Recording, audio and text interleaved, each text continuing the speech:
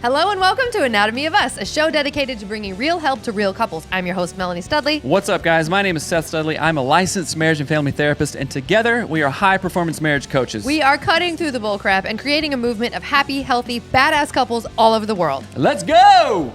Today's show is brought to you by Women's Group Coaching. Ladies, you need other women in your life to help you level up, to help you reach the goals that you want to reach, and to walk through life with. So join Women's Group Coaching. I want you to visit anatomyofus.com and click on the Women's Group Coaching tab. It's going to be transformative. You're absolutely going to love it. And dudes, if you have a lady in your life and you want to help her level up and live the life she wants to live, sign her up today. I can't wait to see you in our groups. Talk to you later. Bye. This episode contains explicit language that is not very good for tiny ears.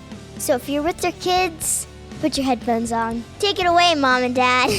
It's time for the show. Let's go.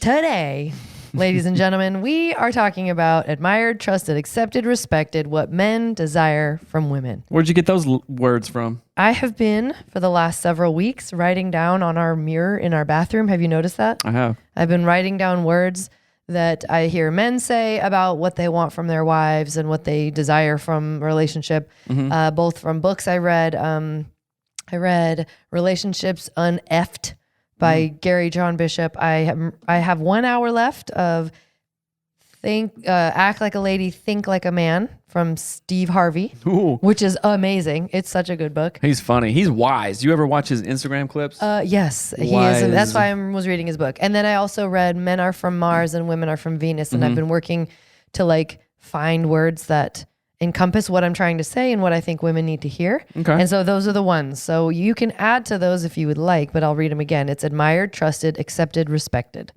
That is good. And let me just tell you something. I have had so much feedback talking to dudes in the mastermind group and also just people, fans of the show. Dudes and ladies talk about the last couple of episodes where you have talked about what we get wrong as a society of what men need and things like that. And your openness and vulnerability has brought a lot of people to tears, believe it or not. That's my goal, They weren't sad. If you make them cry, you got them. Yeah, they were convicted, and a lot of the ladies were like, "Oh my gosh, right? This is me. I have done this. What's going on? I feel convicted, and I want to be different," which is super great. So thank you for leading that charge. And I think it's really something. We're going to do a show about the ladies too. It's like what I used to take for granted of stuff, of how hard you work, of the heart of a woman, what your core needs are. Which, of course, they're different for every lady, obviously. But just the real paying attention to that and unlearning the BS that I've learned from culture. The double BS. The triple BS.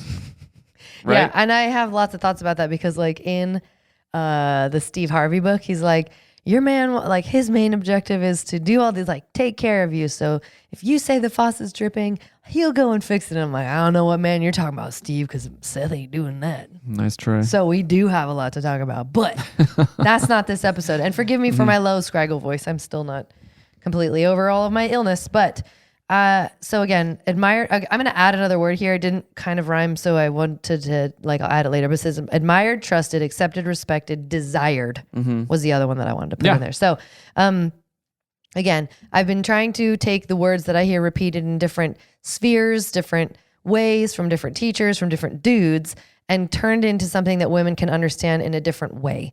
And so one of the things, I want to talk about each one of these words. Let's start with admired. What does admire mean to you? What does it mean to be admired? What are your thoughts about it? And of course, I'm going to look them all up. Loved by millions. The two things it says, applaud and worshipped. Applaud. I don't want to be worshipped, but I do. It does feel good when you are applauded. And basically that means acknowledge, whoa, that dude did a good job. My husband did a good job on that. Yeah. The second one is better. It says, hold on, I tapped it. It says to regard with respect or warm approval. Right. Not worm approval, warm. Warm approval. That sort of sounds like doting a little bit. Yeah. Admired. Think of famous people that you admire, you here with me in the studio, and also you listening. Who do you admire? Well, a whole handful of people or whatnot because they have done respectable things. Maybe they're consistent, they work hard, they are devoted, they're trustworthy, they're wise, they've done a lot of work. And usually it's a lot of self-work, like, oh my gosh, wow, he or she really beat the odds or overcame this thing and now they're better for it, or turned their mess into their message, or whatever kind of thing. That feels good when you can feel admired by your spouse. Not like, hey, I can lift 100 pounds, admire me. But no, if I look back over the course of our relationship, 5, 10, 15, 20 years, you have done this awesome thing more often than not, and I appreciate that, and I admire it. Right. You're consistent in that, right? So a verbal acknowledgement. Also, there's obviously far more than just verbal acknowledgments, but like an actionable acknowledgement. Like, oh, you know that I do that, so you love me. You love me through my love language. You do things. You know what I'm saying? That's an act of like, oh, that's admiration. Yes, and I think that it's a bit of a chicken and the egg thing, because people are like, well, a lot of women will be like, well, why would I admire him? He's a alcoholic, or he did this, or he cheated on me, or he whatever.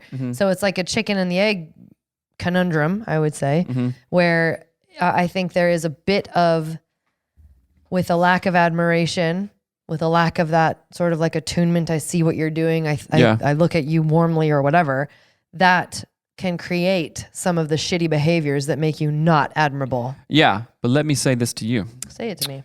Don't spray it. In a marriage, even if there's trouble and like, oh my gosh, this again or whatever, I want people to think about the whatever percentage it is that is keeping you there, right? Like in our marriage, when it was mega shit, there were still things in that were keeping us there. At times, it might have been 1%, and the 99% was terrible, right? So sometimes in some relationships, we need to look at that 1% and go, okay, let me lean into that. I want to stay. There's a hell of a lot that we have to work on, and I don't know if I can do it, but let me look at that one thing. I mean, that happened to us. Yeah. You know what I'm saying? I remember you're like, yeah, I hated Seth and wanted everybody to die, but I wanted my kids to have a father in their life. That okay. was like the That's primary, That's 1%. Yeah. So you're telling me there's a chance. Right. So we worked off of that. And I just want listeners to like think of that. If you're like, there's no way in hell I'm going to admire him or her. They're crazy or whatnot, or who knows what. Right. But if there's one thing still keeping you there, lean into that and allow it to grow.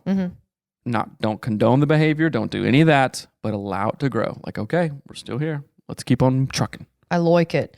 And that goes right with the next word, trusted. You want to feel trusted. What does it mean to you if I trust you?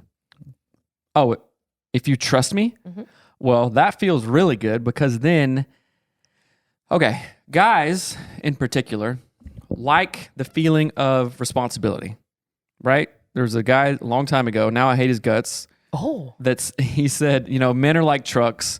They ride better with the load. I swear, there's a spot on Highway 18 that I can, and my truck's like brand new. There's nothing wrong with it, right? But you get on it, right? And there's nothing in the bed, and the back just starts bouncing and bouncing. It's the road, right? Yeah. But if I had a big load of mulch in there, if I was pulling a trailer or something like that, it would smooth out, right? Guys do better when they have a load, when they have responsibilities, when they have to be counted on.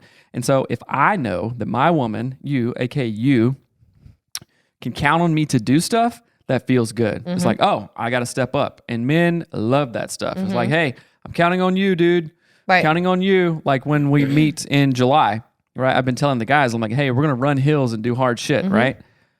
I'm counting on them to be able to at least be in halfway decent condition to be able to do that, right? And then there's a social pressure of, ooh, I better do this. Okay, yep, I'm looking forward to it. Kind of thing. I'm going to read some of the definitions of the word trust. So it says confidence, belief, faith, freedom from suspicion or doubt, sureness, certainty, certitude, that's a word, assurance, conviction, credence, reliance. And the reason, again, and it also says responsibility, duty, and obligation. So I think, again, one of the things that I've been reading or gleaning from the things that I've been reading is that men desire to feel trustworthy and trusted by their wives, right? And when we So what does distrust look like then? Can you tell me how I would behave if I didn't trust you?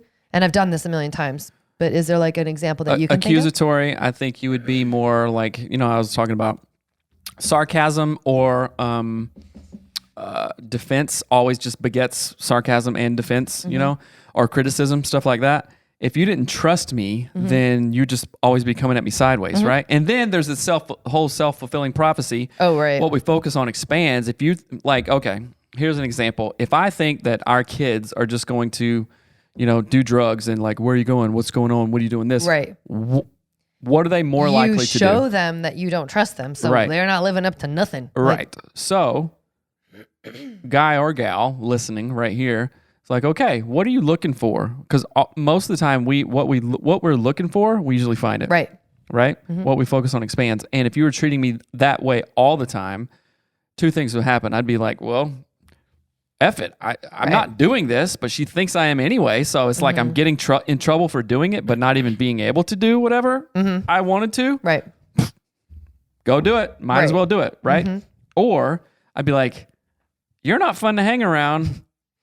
I'm going to go do other stuff. I'm not doing what you're thinking I'm doing, but hello, you're certainly providing a giant wedge in between us right here. Right. So I do provide a wedge. Oh, nice.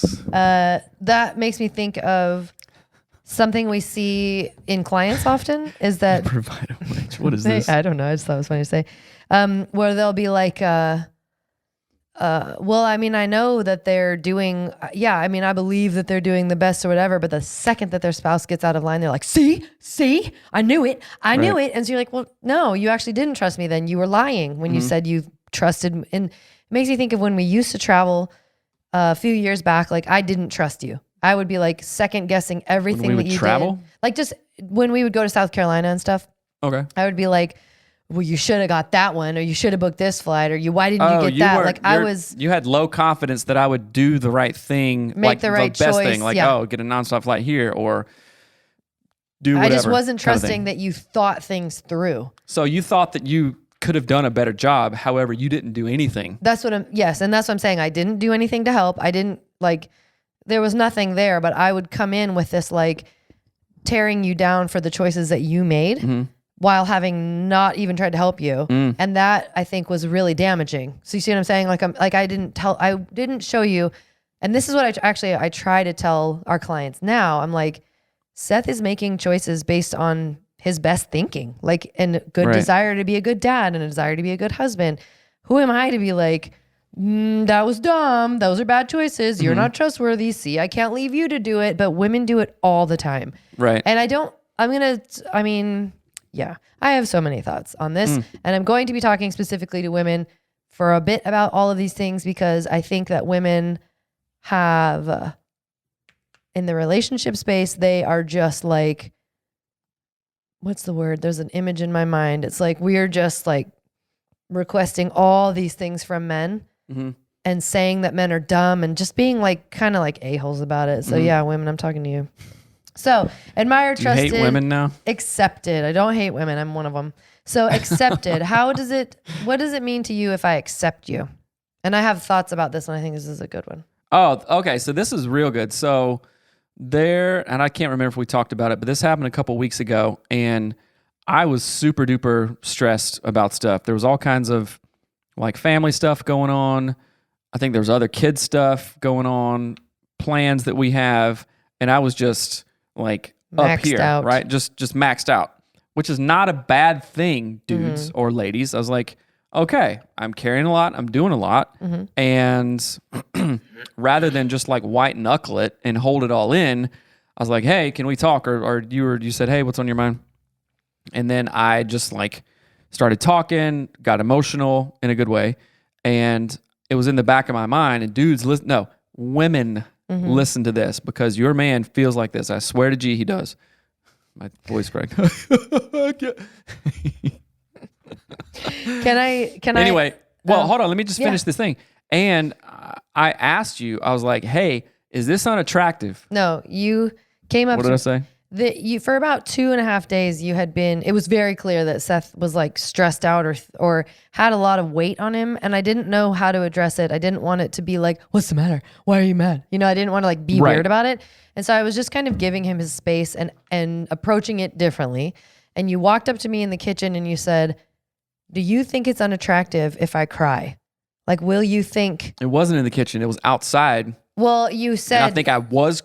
You asked me in the kitchen if we could go talk. Oh. So it was either you asked it there or you asked it when we were outside. I think it was in the moment. I was like, is this unattractive to you? Does this look weak to you? Does this...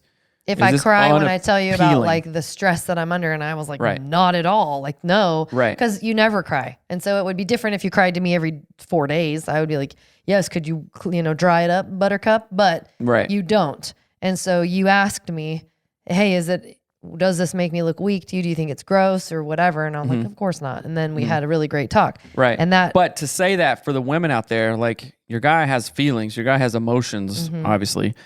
And sure, they'll look different from mine because everybody is that way.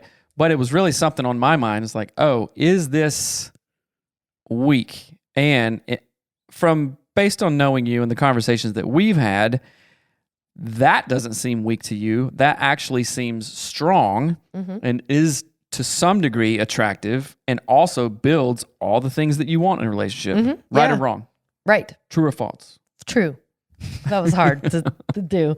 So I'm going to read the definition of this. So accepted. The definition is generally believed or recognized to be valid or correct. And then I scrolled down to the very bottom where it says late Middle English from Latin, acceptare.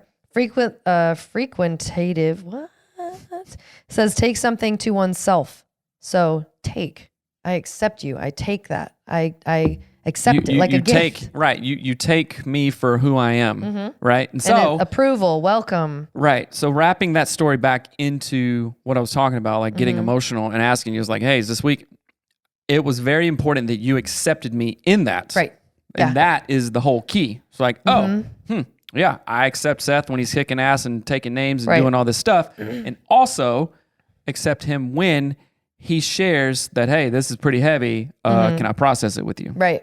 Yeah, and I think there's a lot to say. Good. And the accepted goes into the respected. There's an idea that I think it was in the Men Are From Mars, Women Are From Venus book. And then it was reiterated in the Act Like a Lady, Think Like a Man book, where they talk about this idea of when we don't accept, there's a thing that happens often. I did this for years in our marriage where if you make a choice that is bad, doesn't turn out right?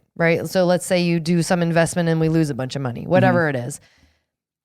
Women have a tendency. Which may or may not happen. It has happened. But so let's say he does that, makes an investment and loses everything that he invested. Women have a tendency to behave and treat, or I behaved and treated you in a way that was like, you piece of shit, see, you do everything wrong. It was like, I took that one occurrence and made it who you were as a person. Right. I said, I don't accept you because you lost money in this investment. And I would take that one thing and like blanket all of your behaviors. So it didn't matter if you were a wonderful dad, a wonderful provider, you swept the kitchen floor and you made dinner. Well, you lost money in the thing and now you're a sack of crap. Right. It's kind of, what is it? It's our negativity bias. And other podcasters or anything if you've put something out there and it got reviewed or some kind of rating, it's like, I always look to the 1-star ratings, which some idiot goes, I listened to one episode and couldn't take it anymore. Yeah. Or something like that. I listened to a single episode. I got a lot out of it, but I don't like how you say the word like. Which literally we've had was reviews. An actual one.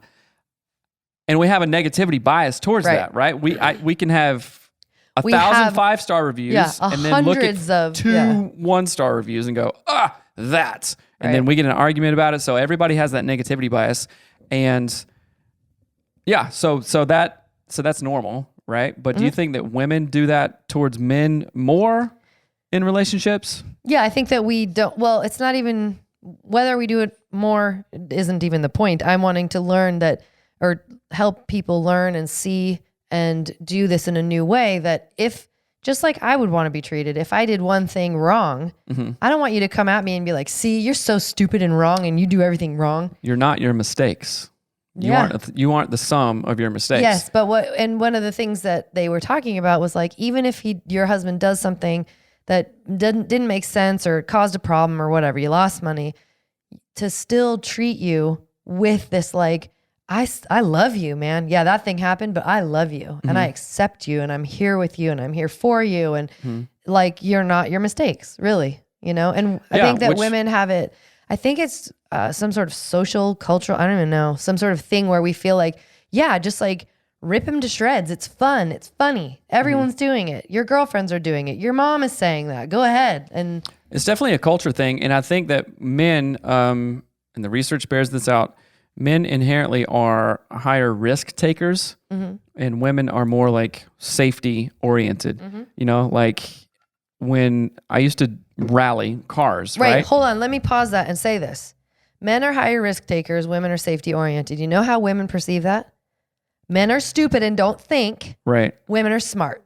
Right. That's literally how I have seen more women communicate that stuff to me. Like, oh, my husband's going rafting.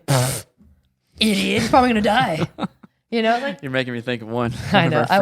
I wish we could do it, but we can't. It was really funny though. It was really hilarious. All she kept saying was, you can't go in a canoe, you'll die. You'll die. You will die, right? But men have a heart, most men, of adventure. Right. Jesus. That's why we're going whitewater rafting on the most dangerous river in Washington. Right. In the men's group you're talking about. For the Badass Husband Mastermind Retreat. We are going rafting on the biggest river in Washington State. Lake Columbia? You think we would be better off just going and getting massages and sniffing lavender? Are you trying to put women down right now? No. Good. I'm not. Men sniff lavender too, you know. Anyway, that's a point. I was going to say something, but I got sidetracked, so go ahead. Well, I mean, I think it's just important to, again, if I can give you a takeaway here, it's like, you're not your mistakes. And women want to be treated with kid gloves when... I think it's kit. I think it's kid. Where did I get kit from? Kittily? That's what we call kindling for some reason. Kittily? We say it weird like that too, like ladies, kittily. But anyway, women want to be treated really softly when they mess up, but women are willing to shred their husband to bits and pieces when they mess up. And I don't know why we do that. It's not fair. It's not good. It's not right. But it's also really damaging. And I think because it matters to you to be accepted by me, when I tear you to shreds, when you mess up, it's like quadruply damaging. Right. And think about it. It doesn't get you what you want. And this is just not women to men. Guys do this too. Like a woman is working her ass off, taking care of all this stuff, blah, blah, blah. And the guy comes home or not come home and finds something wrong with it and say, oh, this wasn't this way, or all kinds of stuff, and just rips him a new one. Does that actually get what you want in the end? And no, it never, ever, ever works. Right. It's like thinking you're going to connect with your kid and create some great relationship by yelling at them when they fail, when they bring home a bad grade, or when they do this, or when they make a mistake because they didn't know otherwise because you didn't teach them, right? What do you think that's going to get you in the end? You know what I'm saying? Nothing.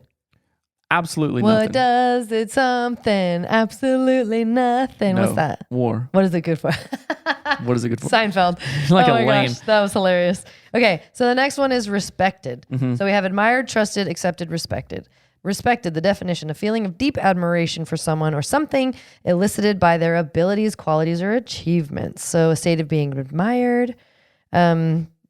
Yeah, I like that a lot. And so again, this goes to the same thing of accepted and respected, where it's like, and this is again, something that I see often with our clients, is that somehow women have this free pass to just like take a mondo dump on their husband and just be like, see, he didn't do the dishes. He doesn't care about anything. But they're not seeing all the bills that he paid, the fact that he took the car in when it was broken, the fact that he stayed up late with the kid when they, had a dream or whatever. Like again, I'm going to speak for This is broad brush strokes. If you're a lady who does not do these things, then air 5 to you. But I see a lot of ladies in marriages that are unhappy that do these things. And so this is for you. If you can't respect through the lifetime of your relationship what your husband does, how he is, who he is, how he shows up, how he always shows up or whatever, if you can't have that respect sort of like as a foundational pillar, you're going to struggle. Because it ends up being this like, well, I'm a lady. I'm allowed to just say you're like a douchebag anytime I want. Right. And that's, see I what I'm want to saying? give the caveat, but women, don't stay in dummy relationships where your guy isn't doing anything respectable, where Let me say that you know, we both work really hard to all of these goals all I the was time. I was thinking of this today on my run, and I was like, oh man, I was going like through gratitude stuff. Oh, I'm thankful for Melanie and, you know, the kind of relationship we have and all this stuff. And I was thinking, falsely, I think, and might have been an upper limit problem or whatnot. I was thinking, oh man, is our relationship so good only because you've worked really hard? Me? Yeah. Yes. No, continue. Nice try. But I wasn't doubting myself or anything in that, but I was thinking, man, if Melanie wasn't the way she was, we wouldn't have what we have. And I quickly reminded myself, it's like an autocorrect, a Google autocorrect for my brain. Little red line It's a underneath. Seth correct, right? Like, wait a minute. I have done equal amounts of work. Oh yeah. From this to that to whatever, all kinds of stuff. And we do it together. And I think I even spoke this out loud. It's like, oh, we do equal amounts of work, self-work, because we both can point to a vision of the marriage that we want. Right. And we're working towards that, right? And people get it so confused. Again, it's like, oh, marriage, I should do this. This is how it should be. She should be that way. He should be this way. But think about it as a company, right? A great company isn't because the CEO or the founder was just so dang awesome that he or she made everything happen. No. Right. There was equal amounts of hard work with other visionaries, with other integrators to make that company awesome, right? It's not just all you. It's not just all me, you know? Right. And I think that goes back to my point of most women think it's all them. And I think because women are geared and trained to be relational and men are geared and mostly trained to be autonomous and individual, that I think that is why women feel that they are better at relationships. Let me tell you what, ladies, you're not. You might be more relationally wired, but you're not better at them. I was certainly not better at them, and most of my clients are not better at them than their husband. And I do want to say that, like, I think that that's something we get twisted very, very much so, where we go, oh, well, I know I'm thinking more about relational things than he is. That must mean I'm better at it. That must mean I'm like holier than thou. I somehow win, you know? Y'all get it twisted with 2 Z's. Twisted. This is twisted. Twizzlers. Okay, word association. I got to stop that or it'll go on for days. Yes, it will. Disney's. It'll be the longest podcast ever. It will. But I think that is where I want to go, to this place of like respecting on purpose, with a purpose, for your marriage, what your husband brings to the table, because not everything in a relationship, women don't know everything. We don't know everything. And even if we know some relational stuff, that's sure as shit doesn't mean we know how to do it. Right. I mean, I know women who can tell you all day long the right thing to do, and then they go and do the complete opposite. All of us do that. Right. And why aren't, you know, we kabillionaires and have like a 6-pack everything? A kabillionaire. We know how to do it. I was talking to a potential client this morning.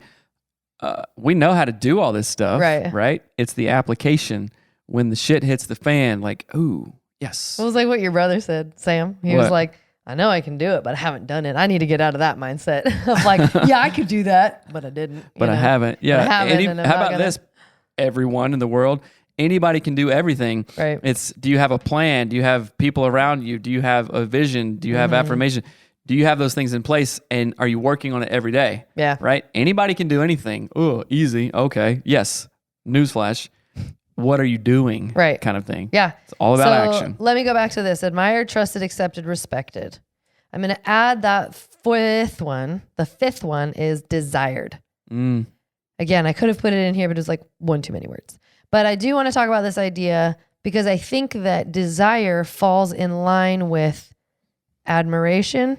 Actually, it's all of these things. It's all the things. If all of those things are in place, then the normal response is, that's desirable. I desire want that, dude. Yeah. And I think that when men, again, women think so, okay, let me say it like this. Women, you need to change how you think about how your husband works and how he thinks and who he is and what a man is and what men think. People get jealous too because like the last one, like feeling desired, people have, we've had so many arguments about, oh, well, you just don't, desire me. You don't want me or anything like that. And if I talk about, like a comparison or something like that, it's maybe because that person that I'm comparing you to or whatnot, or a person you're comparing me to is doing those things.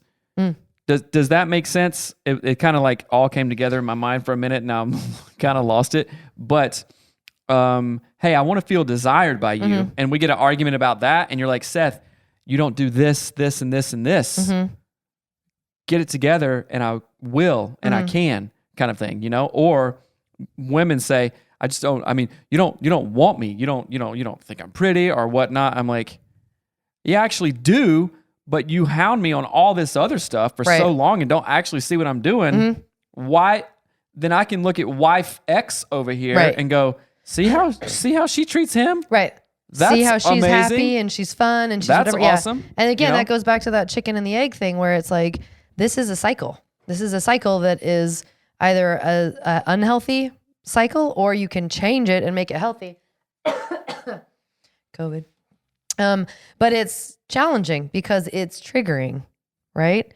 But I do think that, like, I go back to this idea of I want women to really re-examine what they believe men are like.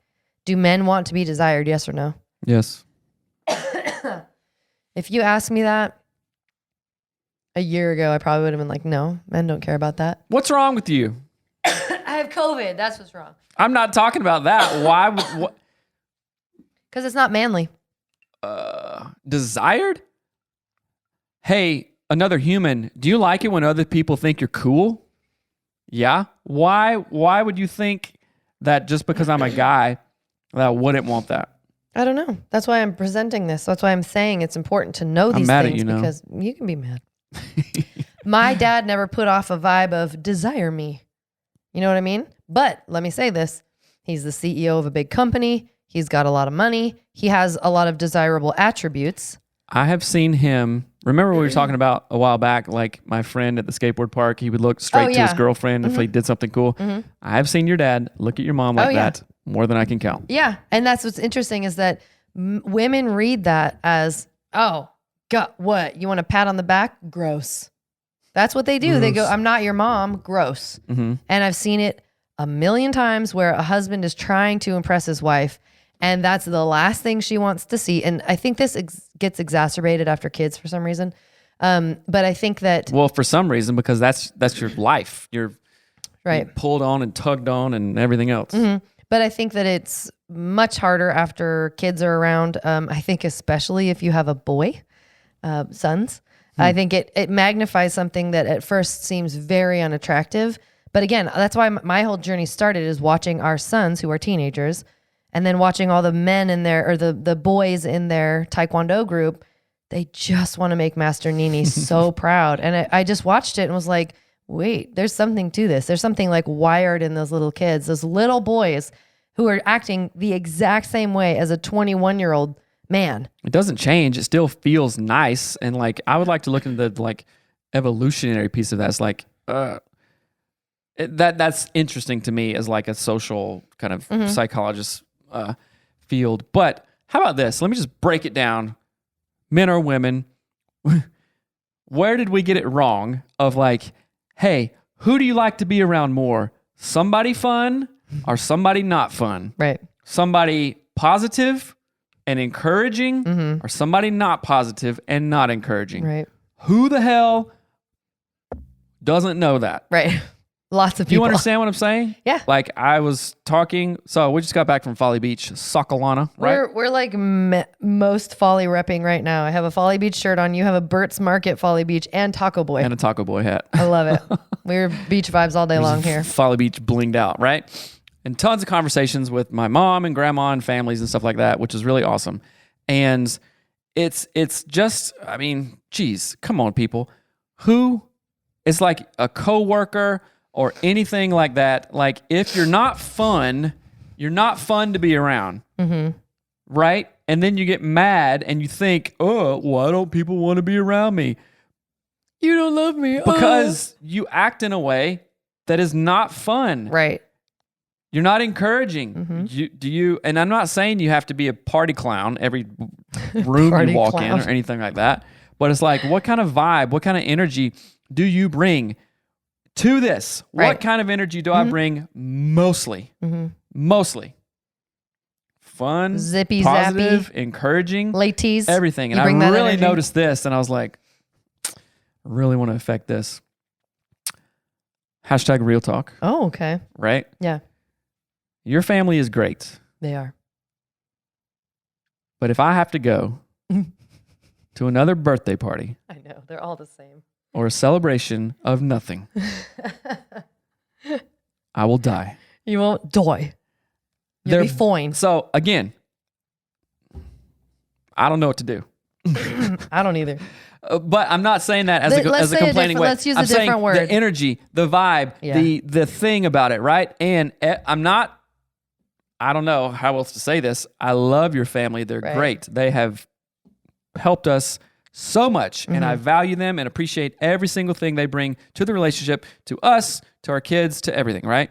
But wet blanket city. It's a wet blanket city. You know what I'm saying? And I'm not saying that my family is the most party, but good Lord, what did my mom do in like a storm of the century when we were on Folly Beach? She looked at our kid and said, hey, let's go run in the rain. Yeah, they went into the ocean, beach. yeah. And it was pouring down rain. There wasn't lightning because that would have been unsafe. But she's crazy. She'll do anything. And so will I. Yeah. I definitely get that from her, right?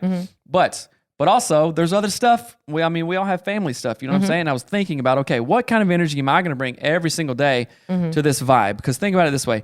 Every day can be a party. It can be a stupid nothing party, or just like, hey, this is fun. This is encouraging. This is...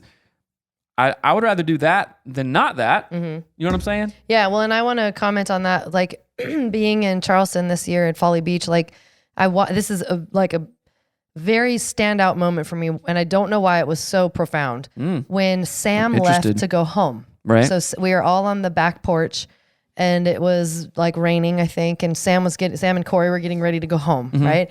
And your mom was just saying goodbye to him, actually. She had already said goodbye to Corey. And she like hugged him a bunch and kissed his face. It literally treated him like I would treat Tough or Mariner right now. And was like, I love you so much. Be so safe on the road. And I used to look at behavior like that and be like, oh my God, get over it. He's just a guy. Ugh. Like I used to think, she's weird. Like I literally used to tell people like, yeah, Seth's mom just like kisses his butt no matter what he did. Like, oh, you put up the curtains. Oh, you're so great. Like I would say things like that. Maybe it's called appreciative. Right. Yeah. Or like admiration, or I love you, or like, let's just be nice to each other. You did something nice to your house. You put up a curtain. Awesome. Right. Right on. Here's some new curtains. High five. Like I used to look at that behavior. And sick of this. I used to look at that behavior and think, weird. That's weird. That's weak. That's dumb. That's like pandering or some sort of weird, inappropriate, like men don't have any standards. They can just be baby boys forever and you just have to like be proud of them. That's literally But the thing that was productive got done, and someone who wanted that thing done said thank you. I know. But and like happily so. That's what's so weird. And again, I'm bringing this up because what in the world? I used to complain about these behaviors with your mom, not with her. I used to complain about how your mom and your grandmother doted on you.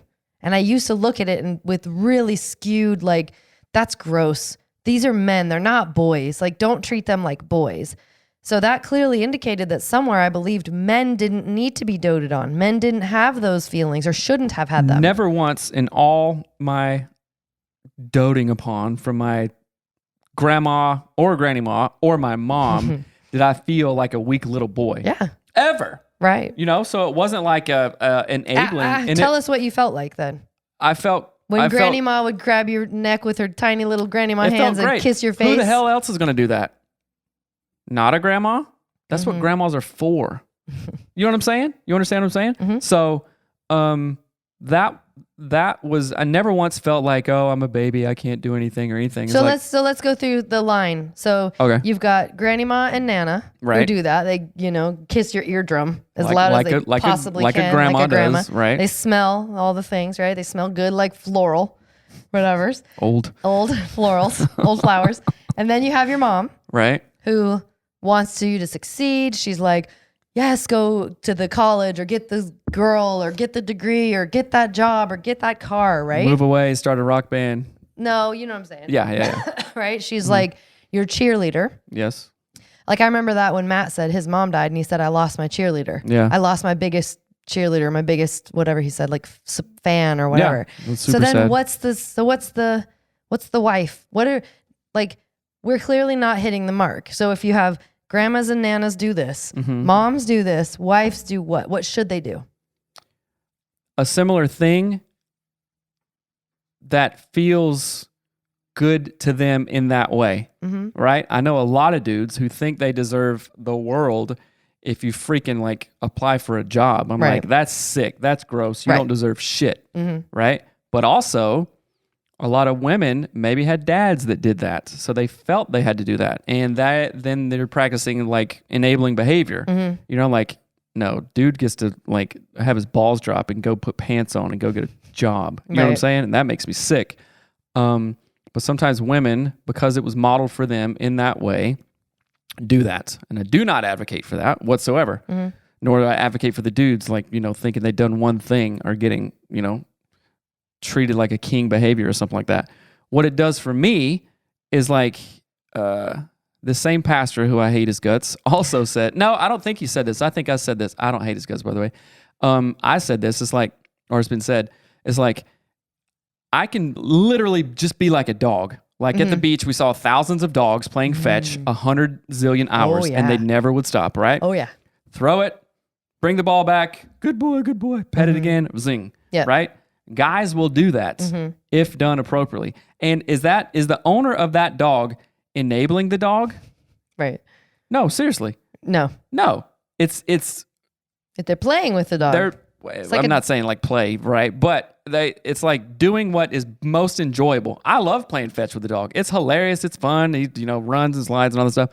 And the dog loves it too, right? But like acknowledge, respect, admire, and desire your husband, and he will run like a dog all day long, and you'll get what you want. Right. And I do want to reiterate, though, it is play. It sounds silly, but play is wonderful. Play is healthy. It's good for us. Yes. Like every day can be play. I mean, we play all the time. Like how many, I would say every morning, except maybe one or two, I don't know, 6 out of 7 mornings of a regular week, I'm down at the coffee table drinking coffee, doing writing or something. You come down and we can be silly with each other.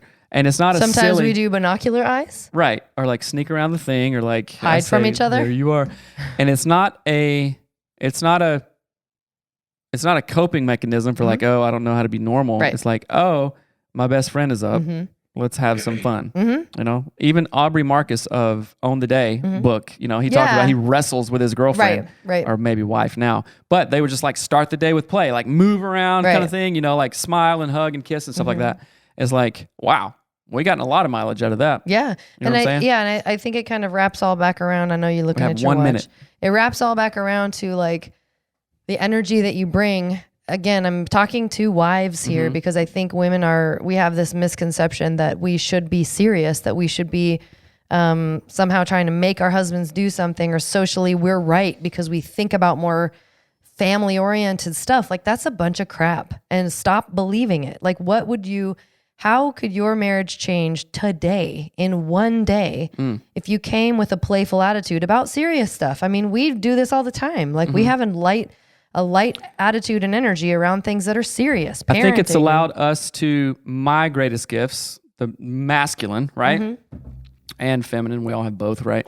Come out. And then I go, hey, I'm going to do what my zone of genius is. And then that allows you to do what your zone of genius is. Feminine stuff, I don't know, lady stuff, lady crap. I'm just kidding about that. And then it works. Oh, imagine that. It works, just like nature. Right. So I'm going to reread those. So it's admired, trusted, accepted, respected, desired. What men desire from women, right? So ladies, this is my plea to you. I encourage you to question how you show up energetically for your husband. Do you, let me see, do you admire him? Do you trust him? Do you accept him? Do you respect him? And do you desire him? And in those questions, why or why not? So do you trust him? Why or why not? And also, do you let him know that you trust him? So do not expect your husband to treat you in a way that you that you don't treat him. That's really the crux of all of this. Don't expect to be treated with admiration, respect, trustworthiness, desire, and all of that, but then not reciprocate that. Right. You cannot, a lot of women do that, and it does not work, and it's not healthy, and it's not good. If you liked this podcast, you better get your butt over to iTunes and rate and review it right now. Yeah, that'd be rad. Same thing with the dudes. You're wanting all this stuff, but you're treating your wife like dirt. Come on. You're wiser than that, and it doesn't work that way. If you did the same thing at a job, your ass would get fired in 2 seconds, you get demoted, and you'd be wondering, what the hell? Well, get with it. Right. So, and if your husband, ladies, asks you to listen to this episode, do not get mad about it. Your husband is requesting a more enlightened version of your marriage. So don't get mad at them, please. That's not going to help anything. we should have said that at the I know. top. Reva, edit this in and put it at the beginning. Patch If your it in, make husband it sound asks cool. you to listen to this episode, don't get mad. Okay, 2 things. Guys, if you want more of this for the dudes, go to badasshusband.com. See if you're a good fit for my mastermind that kicks ass in every single area. My mastermind. Well, mine does that. Badasshusband.com. Go there. And ladies, if you want more of what she's bringing, go to anatomyofus.com/women's group coaching. See if you're a good fit. Go through the application process because they don't take no dookie ladies. That's right. We no dookie ladies That's right. accepted. All right, guys, go to those. Check those out. We love you. I hope this has been helpful, and we will talk to you soon. later. Bye. Thanks for listening to Anatomy of Us. This podcast is produced by my mom, Melanie Studley, and hosted by my dad, Seth Studley. Our show is edited and published by our producer, Reva Hansen, from Creative Media Support. Special thanks to our Patreon members that get an extra episode every week. Thanks for watching. Love you. Bye.